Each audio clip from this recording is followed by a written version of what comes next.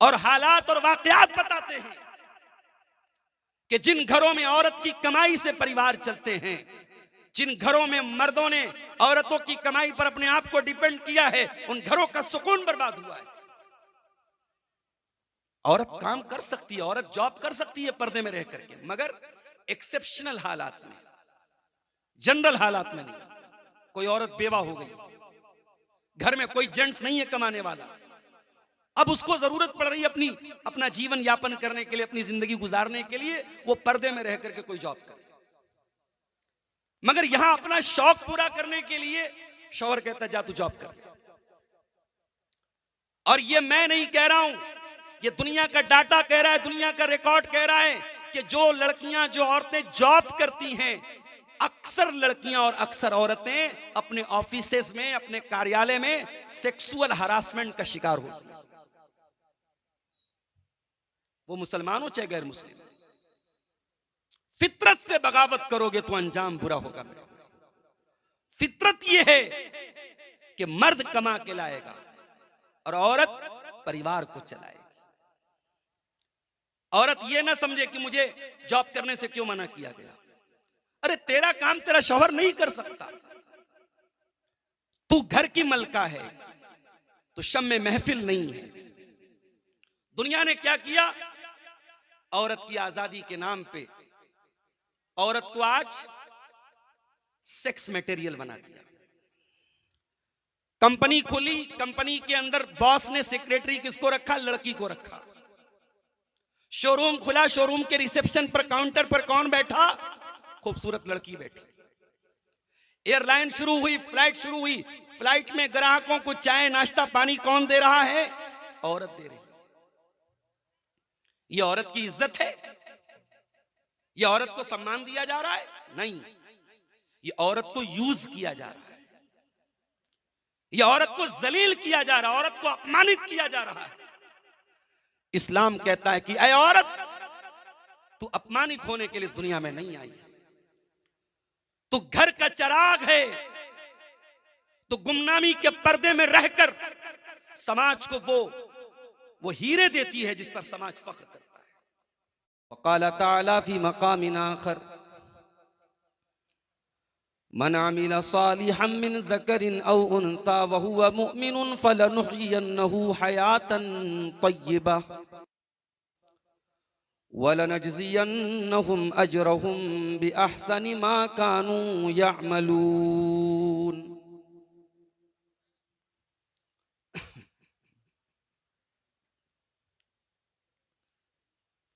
ऐ बहनों मेरी, तुम क्यों ईमान गवा बैठी, कुफ्फार से चाहत के जज्बात जगा बैठी। अल्लाह की चाहत को जिस दिल में बसाना था, आका की मोहब्बत को जिस दिल में बसाना था, इस्लामी हमीयत को जिस दिल में बसाना था, इस्लाम के दुश्मन को उस दिल में बसा बैठी। ऐ बहनों मेरी, तुम क्यों ईमान गवा बैठी। ये कैसी है दानाई, ये कैसी फरासत है, अपनों से अदावत है, गैरों पे इनायत है। नफरत है गुलाबों से, कांटों से मोहब्बत है, जिसकी न दवा कोई वो रोग लगा बैठी। ऐ बहनों मेरी, तुम क्यों ईमान गवा बैठी।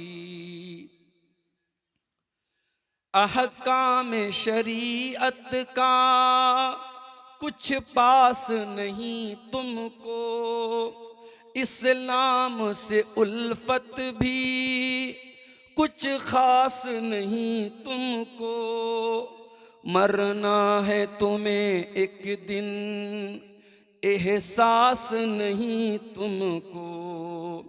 मखलूक की यादों में खालिक को बुला बैठी, ऐ बहनों मेरी तुम क्यों ईमान गंवा बैठी। बदकारी की लज्जत में तुम इतनी हुई अंधी, मगरिब की सकाफत में तुम इतनी हुई अंधी, काफिर की मोहब्बत में तुम इतनी हुई अंधी। इस्लाम के सीने पे शमशीर चला बैठी, ऐ बहनों मेरी तुम क्यों ईमान गंवा बैठी। जाफर ये तो बेपर्दा फिरने का नतीजा है, मर्दों से बिला हाजत मिलने का नतीजा है। आजाद फिजाओं में जीने का नतीजा है, अगियार की आंखों से तुम आंख लड़ा बैठी, ऐ बहनों मेरी तुम क्यों ईमान गंवा बैठी। कुफ्फार से चाहत के जज्बात जगा बैठी।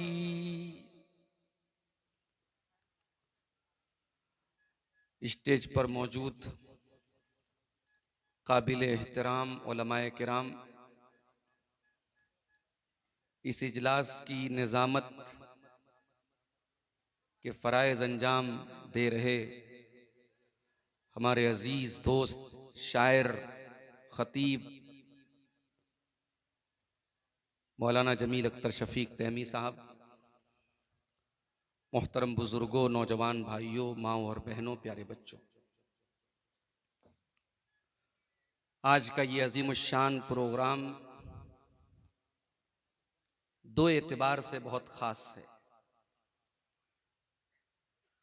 एक तो ये कि इस स्टेज पर मिल्ली इत्तेहाद का भी नमूना पेश किया जा रहा है। मुख्तलिफ मसलक के और मकतब फ़िक्र के उलमा को इकट्ठा करना और मुश्तरका मसाइल पर बात करना, ये भी इस दौर की और हिंदुस्तान के मौजूदा माहौल की बहुत बड़ी ज़रूरत है। और दूसरी ख़ास बात जो इस कॉन्फ्रेंस की, इस प्रोग्राम की है कि आपने जो इस प्रोग्राम का मरकज़ी मौजू चुना है, फित्ने इर्तिदाद, इसका रद्द कैसे किया जाए, इसको रोका कैसे जाए, इस मौजू पर आज की ये कॉन्फ्रेंस है। मुझे जो मौजू मिला है उसका ताल्लुक भी बड़ा गहरा है आज के इस कॉन्फ्रेंस के मरकजी उन्वान से। मुझे मौजू मिला है इस्लाम में औरत का मकाम और इस्लामी पर्दे की अहमियत और जरूरत। आज बहुत सारी मुसलमान लड़कियां जो इस्लाम को छोड़ करके मुर्तद हो रही हैं, मुशरिक हो रही हैं, काफिर हो रही हैं, उनका ब्रेन वॉश किया जाता है। उनके दिमाग में यह भरा जाता है कि तू जिस मजहब को मानती है उस मजहब में तू बहुत कैद है, बहुत जुल्म हो रहा है तेरे ऊपर, बहुत अत्याचार हो रहा है। और अगर मैं ये कहूं कि फित्ने इर्तिदाद की बहुत बड़ी वजह यह है कि या तो इस्लाम ने औरत को जो मकाम दिया है उसको हमने समझा नहीं है, और अगर समझा है तो अपनी सोसाइटी पर, अपने समाज पर उसको अप्लाई नहीं किया। कहीं ना कहीं हमारे समाज में आज भी औरतों के ताल्लुक से नाइंसाफी पाई जाती है। मुस्लिम मुआशरे में बहुत सारे ऐसे मर्द भी हैं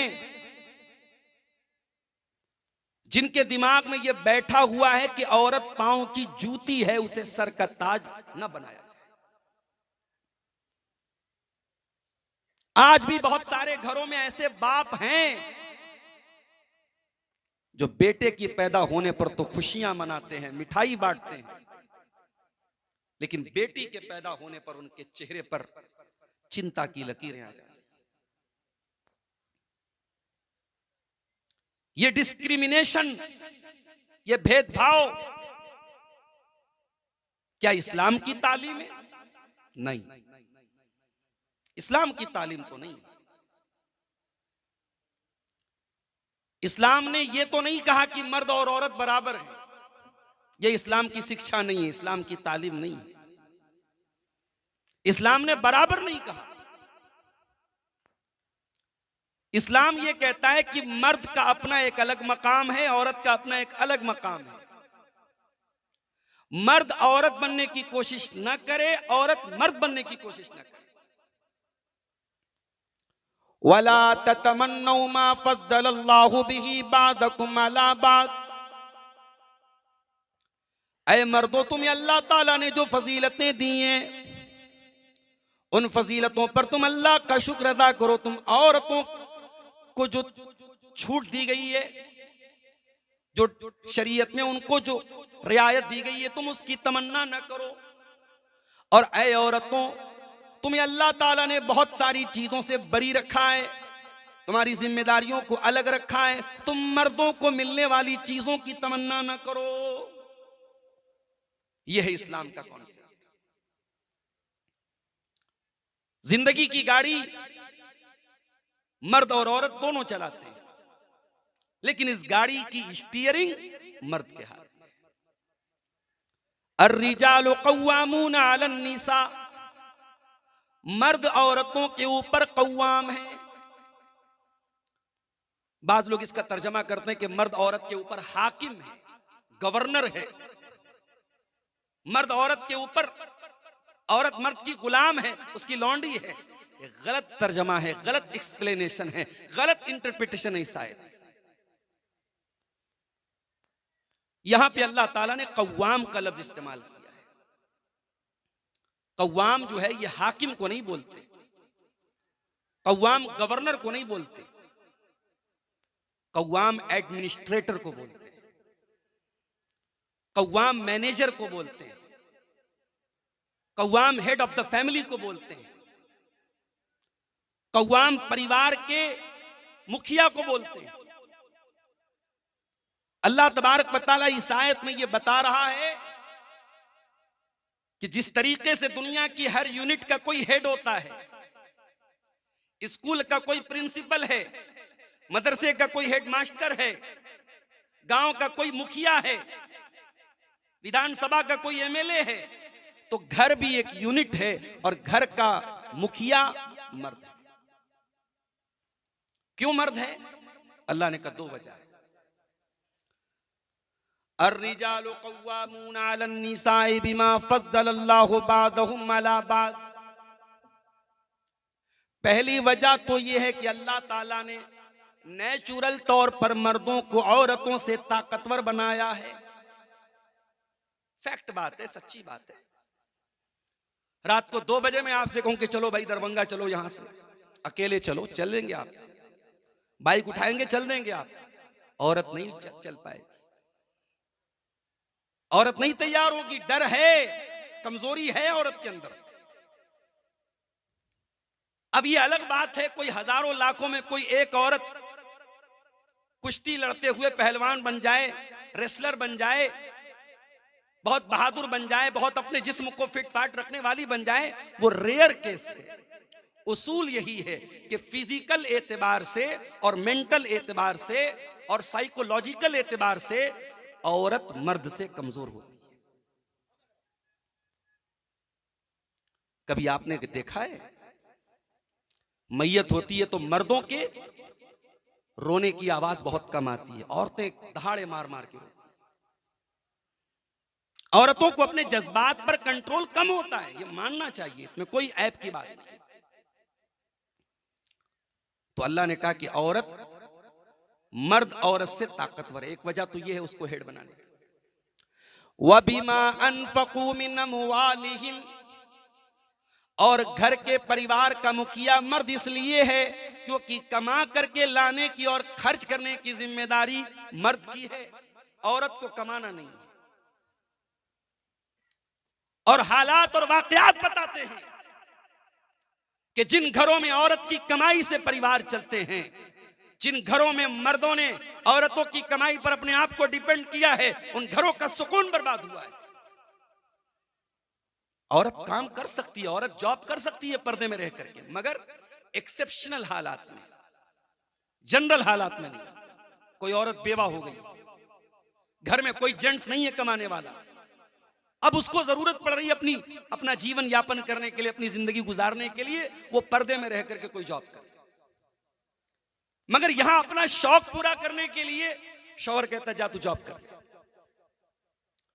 और ये मैं नहीं कह रहा हूं, ये दुनिया का डाटा कह रहा है, दुनिया का रिकॉर्ड कह रहा है कि जो लड़कियां, जो औरतें जॉब करती हैं, अक्सर लड़कियां और अक्सर औरतें अपने ऑफिसेस में, अपने कार्यालय में सेक्सुअल हरासमेंट का शिकार होती हैं। वो मुसलमान हो चाहे गैर मुस्लिम, फितरत से बगावत करोगे तो अंजाम बुरा होगा। मेरे फितरत ये है कि मर्द कमा के लाएगा और औरत परिवार को चलाएगी। औरत ये ना समझे कि मुझे जॉब करने से क्यों मना किया गया। अरे तेरा काम तेरा शौहर नहीं कर सकता, तू घर की मलका है, तो शम्मे महफिल नहीं है। दुनिया ने क्या किया, औरत की आजादी के नाम पे औरत को आज सेक्स मटेरियल बना दिया। कंपनी खोली, कंपनी के अंदर बॉस ने सेक्रेटरी किसको रखा, लड़की को रखा। शोरूम खुला, शोरूम के रिसेप्शन पर, काउंटर पर कौन बैठा, खूबसूरत लड़की बैठी। एयरलाइन शुरू हुई, फ्लाइट शुरू हुई, फ्लाइट में ग्राहकों को चाय नाश्ता पानी कौन दे रहा है, औरत दे रही है। ये औरत की इज्जत है, ये औरत को सम्मान दिया जा रहा है, नहीं, ये औरत को यूज किया जा रहा है, ये औरत को जलील किया जा रहा है, औरत को अपमानित किया जा रहा है। इस्लाम कहता है कि ऐ औरत, तू अपमानित होने के लिए इस दुनिया में नहीं आई है, तू घर का चिराग है, तो गुमनामी के पर्दे में रहकर समाज को वो हीरे देती है जिस पर समाज फख्र करता है। दुनिया आज इमाम बुखारी को जानती है। इमाम बुखारी की मां का नाम पता है आपको? दुनिया इमाम मुस्लिम को जानती है। इमाम मुस्लिम की मां का नाम कोई जानता है? दुनिया इमाम अबू हनीफा का तस्करा करती है। इमाम अबू हनीफा की मां को कौन जानता है? दुनिया इमाम मालिक की हदीस की किताब पढ़ती है।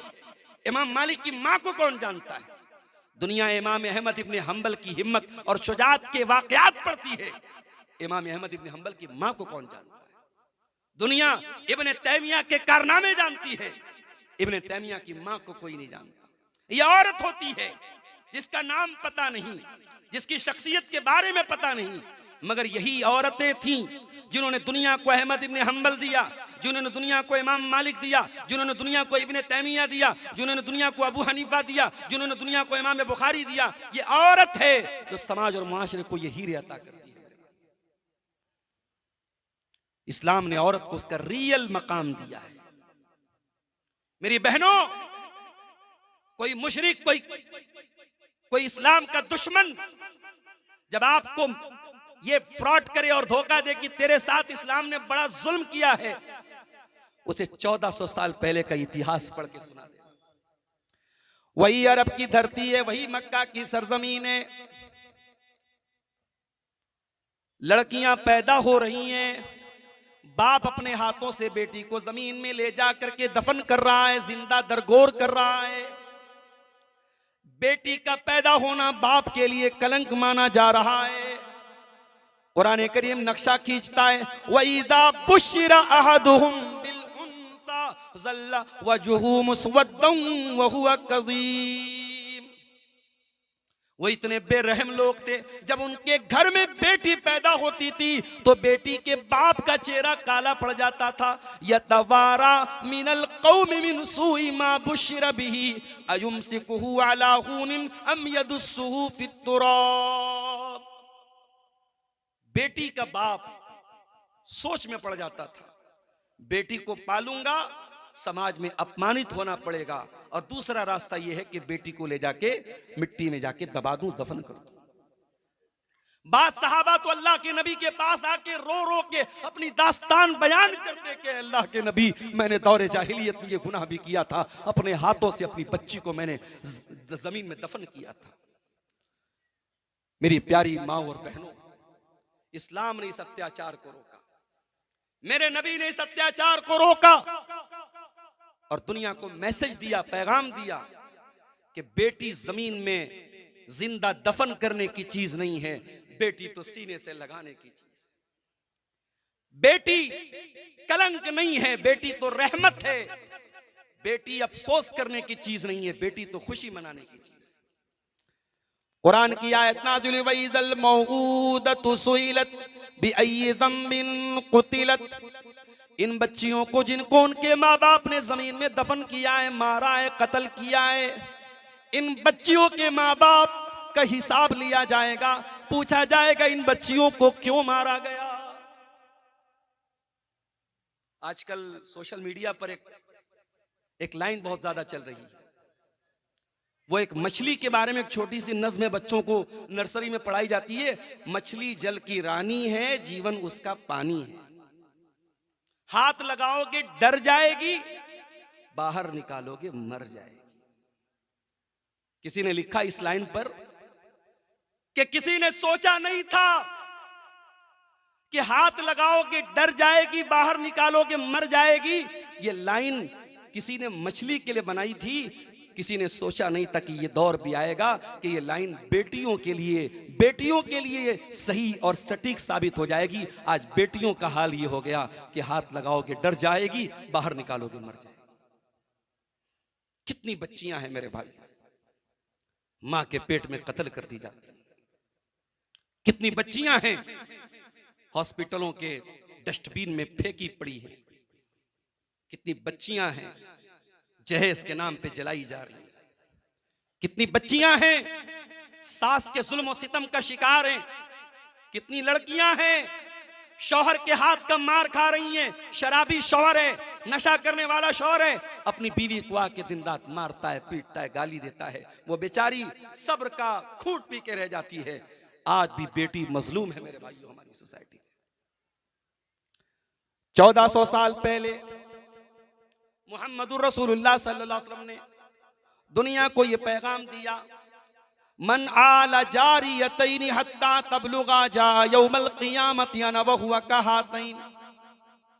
आपने अपनी 2 उंगलियों से इशारा करके फरमाया, जिसने 2 बेटियों को पाला होगा, 2 बेटियों की परवरिश का हक अदा किया होगा, 2 बेटियों के बाप को अल्लाह ताला कयामत के दिन उसके नबी के साथ रखेगा, वो कयामत के दिन अपने नबी के साथ आएगा। आपने इस तरीके से अपनी उंगलियों से इशारा करके फरमाया, जिस तरीके से ये दोनों उंगलियां एक दूसरे के साथ अटैच हैं, मिली हुई हैं, जुड़ी हुई हैं, बच्चियों का बाप नबी के साथ आएगा। बुखारी की रिवायत है, हजरत आयशा फरमाती हैं, एक साइला थी है भीख मांगने वाली, उसके साथ 2 छोटी छोटी बच्चियां हैं। उसने मुझसे खाने को कुछ मांगा, फलम तजिद इंदी गैर तमरतिन, मेरे घर में एक खजूर थी, बस मैंने वो खजूर उठा के उस औरत को दे दी।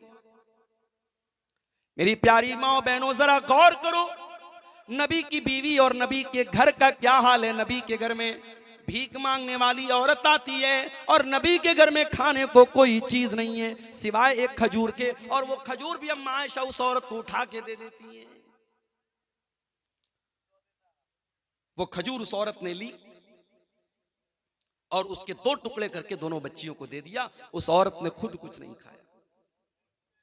हजरत आयशा ये मंजर देख करके हैरान हो जाती हैं। जब अल्लाह के प्यारे नबी घर आते हैं, अम्मा आयशा बयान करती हैं, अल्लाह के नबी ऐसा मंजर मैंने देखा, औरत मांगने आई थी, मैंने एक खजूर दी, उस औरत ने अपनी खजूर के 2 टुकड़े करके दोनों बच्चियों को दे दिया और खुद उस औरत ने कुछ नहीं खाया। अल्लाह के प्यारे नबी ने फरमाया, ऐ आयशा मनिबतुलिया मिन हाज़िहिल बनाति शैअन कुन्न लहू सित्रम मिनन नार। ऐ आयशा, बेटियों की परवरिश करना आसान काम नहीं है। बेटियां बहुत बड़ी आजमाइश बन करके आती हैं, बहुत बड़ा इम्तिहान बन करके आती हैं, और जो इस इम्तिहान में, इस परीक्षा में पास हो जाए, जो इस इम्तिहान में खरा उतर जाए, उसको अल्लाह ताला जहन्नम की आग से बचाएगा। ओ लोगों, तुम्हें बेटी जहन्नम की आग से बचाने के लिए आती है और तुम उस बेटी को उसकी माँ के पेट में कत्ल कर डालते हो। उस बेटी के पैदा होने पर तुम अफसोस करते हो। ये बेटी अफसोस के लायक नहीं, ये बेटी तो खुशी मनाने के लायक है। अगर बेटी कलंक होती, अल्लाह अपने नबी को 4-4 बेटियां ना देता। मेरे नबी से पूछो कि बेटियों को कैसे पाला जाता है। 4-4 बेटियां मेरे नबी की हैं और चारों बेटियों की परवरिश अल्लाह के प्यारे नबी ने बड़े लाडो प्यार से की। आपकी सबसे छोटी बेटी हजरत फातिमा ज़हरा रजी अल्लाह ताला अन्हा जब कभी मिलने के अपने बाप से आती थी, अपने अब्बा से आती थी, बुखारी की रिवायत है, अम्मा आयशा फरमाती हैं, रहबा बिइब्नतिही, अल्लाह के प्यारे नबी अपनी बेटी को मरहबा कहते थे, वेलकम कहते थे, खुशामदीद कहते थे। अपनी बच्ची को आगे बढ़कर के उसके हाथ को चूम लेते थे और अपने बाजू में, अपने बगल में, अपने करीब में अपनी बेटी को बिठाया करते थे। ओ लोगों, बेटियों को प्यार देना, बेटियों को इज्जत देना, बेटियों को लाडो प्यार करना, ये मुस्तफा की सुन्नत है, ये नबी की सुन्नत है। और मुझे कहने दीजिए कि आज बहुत सारी मुसलमान लड़कियां जो मुर्तद हो रही हैं, उसके रीजंस पर अगर आप गौर करेंगे तो एक रीजन ये भी है कि उन बच्चियों को घर से प्यार नहीं मिलता। इधर मां डांट रही है, उधर बाप डांट रहा है, उधर भाई बुरा भला कह रहा है, वो लड़की घर के माहौल से बेजार हो जाती है और घर के बाहर कोई मोहब्बत के 2 मीठे बोल बोल देता है, कोई झूठी तारीफ कर देता है, कोई शान में झूठे कसीदे पढ़ देता है, तो उस लड़की को लट्टू होने में देर नहीं लगती। बेटियों की से मोहब्बत करो मेरे भाइयों, ये भी हमारे नबी की सुन्नत है। और आगे बढ़िए, यही औरत जवान होती है, उसकी शादी का टाइम आया, आप एक मां हैं, आप अपनी बच्ची के लिए रिश्ता देखने जा रही हैं, आप अपने बच्ची के लिए शौहर देखने जा रही हैं। उस शौहर के अंदर आपने क्या देखा? बात कड़वी है मगर सच है। मैं हजारों ऐसे रिश्तों को जानता हूं, मां बाप को यह भी पता है कि इस लड़के का लड़के का पास्ट बहुत गंदा है, पहले बहुत गंदा काम करता था,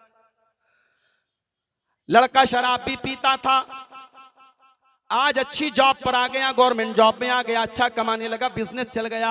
लोग अपनी लड़की की शादी फट से कर देते हैं, कहते अरे यार शराब पीता था, कोई बात नहीं, हमारी बच्ची जाके संभाल ले। ऐसे भी घरों को मैंने देखा जहां पे वाज़े तौर पर, साफ तौर पर शिरकिया काम हो रहा है, जहां पे शिरक हो रहा है वहां पर भी बेटियों का रिश्ता कर दिया जाता है, ये कह करके हमारी बेटी जाकर के माहौल को सुधार देगी, हमारी बेटी जाकर के वहां के दाग को साफ कर देगी। माफ करना मेरे प्यारे भाइयों, आपकी बेटियां कोई सर्फ एक्सेल तो नहीं है, कोई डिटर्जेंट पाउडर तो नहीं है कि आप उनके जरिए अपने दामाद के दाग को साफ करें और आप उसकी गंदगियों को साफ करें। जब रिश्ता देखने जाओ तो दीनदार दामाद तलाश किया करो, दीनदार रिश्ता तलाश किया करो। अल्लाह के नबी फरमाते हैं, इदा खतब इलैकुम मिम्मन तरज़ौना दीनहु व खुल्क़हु फज़व्विजू।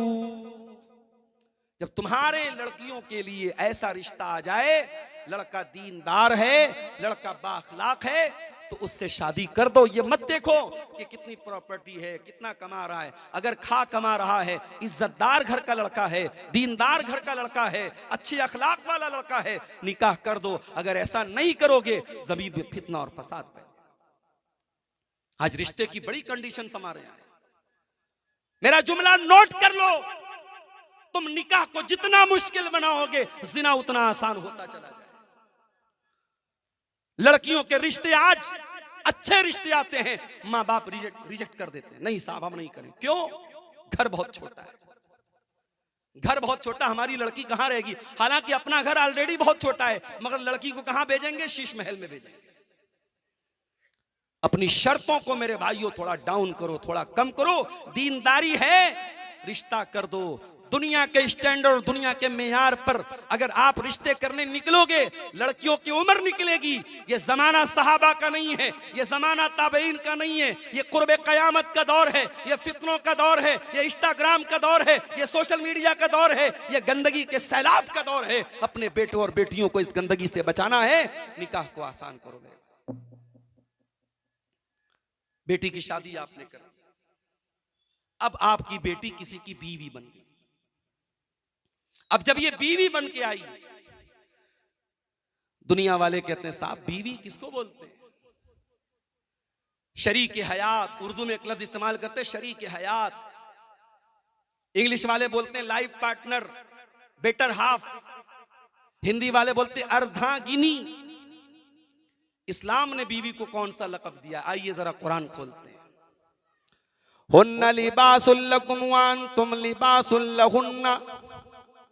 तुम्हारी बीवी तुम्हारे लिए लिबास है, तुम अपनी बीवी के लिए लिबास हो। लिबास अगर बदन से उतर जाए इंसान नंगा हो जाएगा। इंसान के बदन की का लिबास उसकी इज्जत को पर्दे में रखे हुए, उसको ढांपे हुए। कुरान कहता है बीवी शौहर के लिए लिबास है, शौहर बीवी के लिए लिबास है। दोनों एक दूसरे का पर्दा है, एक दूसरे की इज्जत है, एक दूसरे का सम्मान है। कुरान कहता है वमिन आयातिही अन खलक़ लकुम मिन अनफुसिकुम अज़वाजन लितस्कुनू इलैहा। तुम्हारी बीवी तुम्हारे सुकून का जरिया है। वजअल बैनकुम मवद्दतन व रहमा, और अल्लाह ने मियाँ बीवी के दिल में एक दूसरे की मोहब्बत और रहमत पैदा कर दी है। मियाँ बीवी के दिल में मोहब्बत अल्लाह पैदा करता है।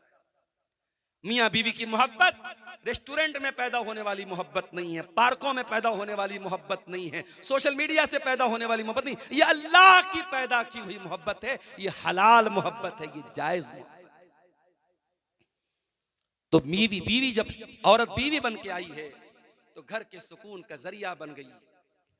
इसीलिए अल्लाह के नबी से पूछा गया, अय अल्लाह के प्यारे नबी अय्युन निसाई खैर, सबसे बेहतरीन औरत कौन सी है? आपने फरमाया अल्लती तसुर्रुहु इज़ा नज़र, सबसे बेहतरीन बीवी वो है जब शौहर देखे तो खुश हो जाए।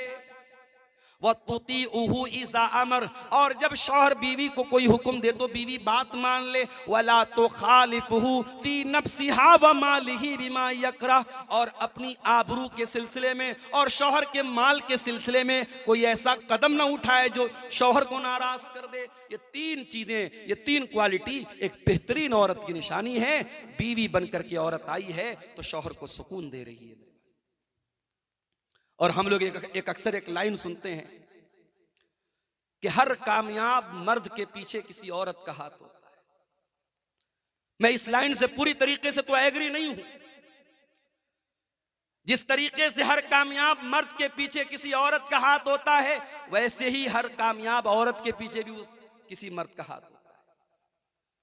जब तक बाप अपनी बेटी की हौसला अफजाई न करे, शौहर अपनी बीवी का साथ न दे, भाई अपनी बहन का साथ न दे, वो दुनिया में कुछ नहीं कर सकता। तो ये लाइन अधूरी लाइन है कि हर कामयाब मर्द के पीछे किसी औरत का हाथ होता है। मगर हां, हम दुनिया में बहुत सारी शख्सियतों की सीरत को जब पढ़ते हैं, हमें उनकी बीवियों का किरदार बड़ा बेहतरीन हमें नजर आता है। अगर आप इब्राहिम अलैहिस्सलाम की सीरत पढ़ेंगे तो आपको हजरत हाजरा और सारा का कैरेक्टर भी जरूर आपको याद करना पड़ेगा। अगर आप जनाबे मुहम्मदुर रसूलुल्लाह सल्लल्लाहु अलैहि वसल्लम की सीरत पढ़ेंगे तो अम्मा खदीजा की कुर्बानियों को आप कभी फरामोश नहीं कर पाएंगे। बीवी अगर वफादार बीवी है, नेकशार बीवी है, तो शौहर बड़े बड़े टेंशन और बड़े बड़े गम को मेरे भाइयों भूल सकता है। बीवी के पास आने के बाद दुनिया के सारे गम भूल सकता है, अगर बीवी वाकई में बीवी बन के दिखा दे। तो औरत अगर बीवी है तो उसका ये रूप है मेरे अजीज। और औरत अगर मां है, बच्चे की मां बन गई, अब मां की हैसियत से औरत का क्या इस्लाम में मकाम है। हमारे गैर मुस्लिम भाइयों के यहां साहब मां है तो उन्होंने खुदा का दर्जा दे दिया, मां के चरण छू रहे हैं, मां के पैर छू रहे हैं, मां को के आगे झुक रहे हैं। इस्लाम ने झुकने की तालीम तो नहीं दी। इस्लाम ने मां के को खुदा का दर्जा तो नहीं दिया है, ये शिर्क हो जाएगा, ये हराम हो जाएगा। मगर इस्लाम ने ये जरूर कहा है, इम्मा यबलुगन्ना इंदकल किबर अहदुहुमा औ किलाहुमा फला तकुल लहुमा उफ्फिन वला तनहरहुमा वकुल लहुमा कौलन करीमा। ऐ इंसान, तू दुनिया में चाहे जितनी तरक्की कर ले, जितना नाम कमा ले, जितना पैसा कमा ले, जब अपनी माँ के पास आना, माँ से अदब से बात करना, माँ से कभी डांट के बात ना करना, झिड़क के बात ना करना। वक़्फ़िज़ लहुमा जनाह ज़ुल्ल मिनर रहमा, और अपनी माँ के लिए अपने रहमत के बाजुओं को बिछा देना। वक़ुर रब्बिरहमहुमा कमा रब्बयानी सगीरा, और हमेशा ये दुआ करते रहना, ऐ अल्लाह मेरे माँ बाप पर रहम फरमा, उन्होंने बड़ी मुसीबतों और परेशानियों को झेल करके मुझको पाला है।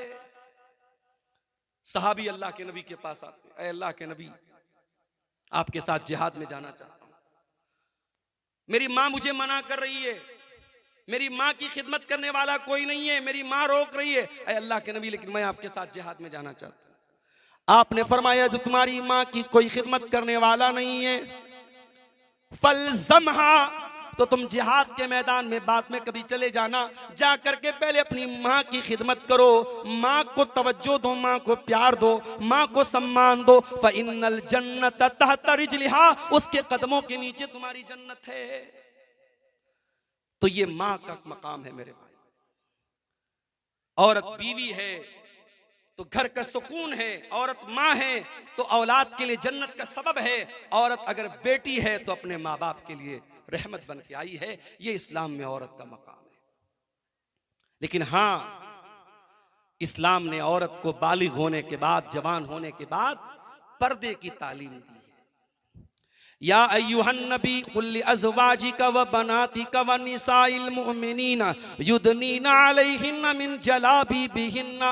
ऐ नबी, अपनी बीवियों से कह दो, अपनी बेटियों से कह दो, तमाम मुसलमान औरतों से कह दो, जब वो अपने घर से निकले तो अपने ऊपर जिलबाब डाल लें, अपने ऊपर चादर डाल लें, अपने ऊपर नकाब डाल लें। ज़ालिका अदना अन युरफ़ना फला युज़ीन। ये चादर, ये नकाब, ये पर्दा दुनिया को बताएगा ये इज्जतदार घर की लड़कियां हैं, ये इज्जतदार घर की औरतें हैं।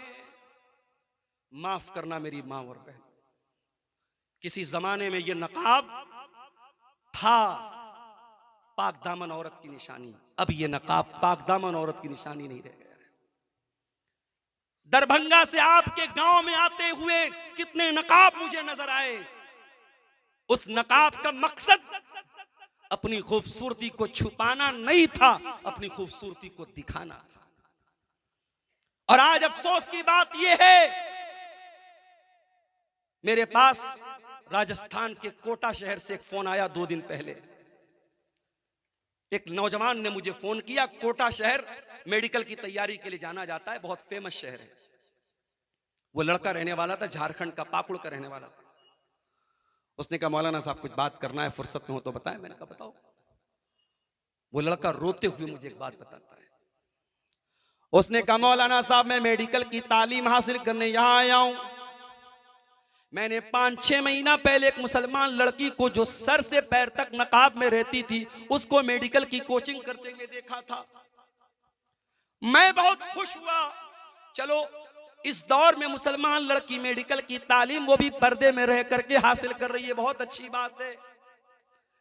लेकिन मौलाना साहब, उसी लड़की को 2-4 रोज पहले मैंने बगैर नकाब के, नकाब भी उतर गया, पर्दा भी उतर गया, और बगैर पर्दे के और बगैर नकाब के मैंने गैर मुस्लिम लड़कों के साथ रंगरलियां मनाते, टहलते, घूमते, हंसी मजाक करते और मौज मस्ती करते हुए इसी कोटा शहर के अंदर देखा।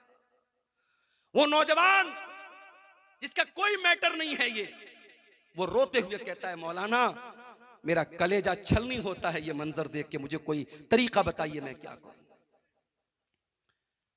कितने नौजवान हैं जिनके दिल में ईमान की गैरत और हमीयत है, वो जब अपनी मुसलमान बहन को किसी मुशरिक की बाहों में देखते हैं, उनकी गैरत ईमानी जाग जाती है, उनके उनके के खून के अंदर जोश पैदा होता है, मगर वो अपनी हमीयत और अपने जोश और जज्बे को कंट्रोल करते हैं। मेरे भाई, नकाब पहन करके आज मुसलमान लड़कियां बाइकों पर आपको मुशरिकों और काफिरों के साथ रंगरलियां मनाते हुए नजर आ जाए। घर से नकाब में निकली है, लेकिन वहां जाकर के किसी मुशरिक के साथ वो बदकारी कर रही है। इसीलिए मैं कहता हूं कि सिर्फ नकाब पहन करके घर से निकलना ये काफी नहीं है, जब तक आप अपनी बेटियों को नकाब का मकसद नहीं बताएं। आपकी लड़की को अगर नकाब का मकसद नहीं बताएं तो वो, जैसे मैं राजस्थान गया, वहां मैंने देखा कि गैर मुस्लिम औरतें भी जो है घूंघट निकाल रही हैं, जिसकी शादी होगी घूंघट निकाल के चल रही है, तो वो घूंघट उनकी परंपरा है, उनका ट्रेडिशन है, उससे कोई मजहब का ताल्लुक नहीं है। वैसे ही आपने अगर नकाब का मकसद नहीं बताया, अपनी लड़की को दीनी तालीम नहीं दिया, कुरान और सुन्नत की तालीम नहीं दिया, तो आपकी बेटी पर्दा तो करेगी, नकाब में तो निकलेगी, मगर एक ट्रेडिशन समझ के निकलेगी। जब कहीं घूमने फिरने जाएगी, कहीं मौज मस्ती करने जाएगी, नकाब को उतार के पर्स में डाल। तो नकाब का मकसद क्या है, पर्दे का मकसद क्या है? ऐ मुसलमान औरत, ये नकाब तेरी आइडेंटिटी है। जैसे मोबाइल होता है ना, इस पर पैटर्न लॉक हम लगा देते हैं। अब ये पैटर्न लॉक जब तक हम पैटर्न नहीं डालेंगे, पासवर्ड नहीं डालेंगे, मोबाइल का लॉक खुलने वाला नहीं है। मुसलमान औरत का नकाब उसका पैटर्न लॉक है, उसका पासवर्ड है, उसकी आईडी है, उसकी आइडेंटिटी है।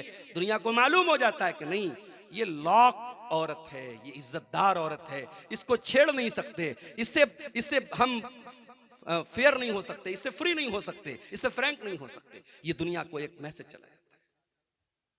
अच्छा, आजकल क्या हो रहा है, वक्त मेरा चूंकि 11:15 बज रहे हैं और थोड़ा सा ताखिर हो गई मुझे टाइम मिलने में भी। मुंतज़मीन को मैंने बताया था मुझे अभी फौरन निकलना है, पटना जाना है, सुबह 3:15 बजे मेरी ट्रेन है पटना से, लंबा सफर है यहाँ से। चंद आखिरी बातें करके बात खत्म कर रहा हूं। ये जो पर्दा है ना, बाज मुसलमान लड़कियां जब कॉलेज में पढ़ती हैं, थोड़ी मॉडर्न एजुकेशन हासिल करती हैं, तो क्या कहती हैं, ये पर्दा वर्दा कोई चीज नहीं है। असल चीज क्या है, दिल साफ होना चाहिए। हमारे पड़ोसी मुल्क में डॉक्टर जाकिर नायक साहब ने एक न्यूज एंकर से कह दिया कि मेकअप लगा करके कोई औरत अगर किसी मर्द के सामने बैठी है, मेकअप करके, बन करके, समर करके, और आधा घंटे तक वो मर्द उस औरत के सामने रहता है और मर्द के दिल पे कोई चेंजिंग, कोई हलचल नहीं होती है, तो उस मर्द को इलाज कराना चाहिए, वो मर्द नहीं। बड़ा बवाल हुआ साहब वहां। लोगों ने कहा डॉक्टर जाकिर नायक की सोच बड़ी गंदी है। सोच गंदी नहीं है, ये नेचुरल बात है। और अगर तुमको लगता है कि ये गलत बात है तो जरा बर्दाश्त करके दिखाओ। तुम्हारा दोस्त तुम्हारे घर में आया है और तुम्हारी बीवी सामने बैठी है, बन करके, सबर करके, मेकअप करके, और तुम्हारा दोस्त बैठ करके उसको निहार रहा है। अगर तुम्हारे अंदर वाकई में शौहर की गैरत है, मर्दानगी है, तो क्या तुम बर्दाश्त करोगे? घर में आओगे और सामने देखोगे कि दोस्त मेरी बीवी के सामने बैठा है और आधा घंटे से बैठ के निहार रहा है, तो आप कहेंगे कोई हर्ज की बात नहीं, दिल में कोई हलचल नहीं पैदा होती। आपको गुस्सा आएगा, आप नाराज होंगे, बीवी को डांटेंगे, ये क्या बदतमीजी है। तो जिस तरीके से आपकी बीवी एक औरत है, दुनिया की तमाम बीवियां किसी न किसी की, दुनिया की तमाम औरतें किसी न किसी की बीवी है मेरे भाई। तो इस्लाम का एक सिंपल सा उसूल है कि औरत और मर्द के अंदर एक अट्रैक्शन है। और मैं यहां एक बात यह भी बता दूं, मैं अभी कटिहार के इलाके में गया, एक मदरसे में छोटा सा प्रोग्राम था मेरा। मैंने देखा जवान लड़कियां आ रही हैं हाफिज साहब से कुरान पढ़ने। जवान लड़कियां बगैर नकाब के, बगैर पर्दे के, जवान हाफिज जी से, इमाम साहब से कुरान पढ़ने आ रही हैं। वल्लाह ये बहुत बड़ा फितना है, बहुत बड़ा फितना है। हाफिज साहब, आलिम साहब, मुकर्रिर साहब, खतीब साहब, अल्लामा साहब है तो मर्द, और वो लड़की अगर अपने इलाके की सबसे नेक अल्लाह की वलिया हो तब भी वो औरत है। और दुनिया का कोई भी नेक से नेक मर्द हो और दुनिया की कोई नेक से नेक औरत हो, अगर तन्हाई में दोनों मिलते हैं, मेरे प्यारे रसूल का फरमान है, ला यखलुवन्न रजुलुन बिइम्रातिन इल्ला वसालिसुहुम शैतान। जब कोई गैर मर्द किसी गैर औरत के साथ मिलता है तो तीसरा शैतान होता है।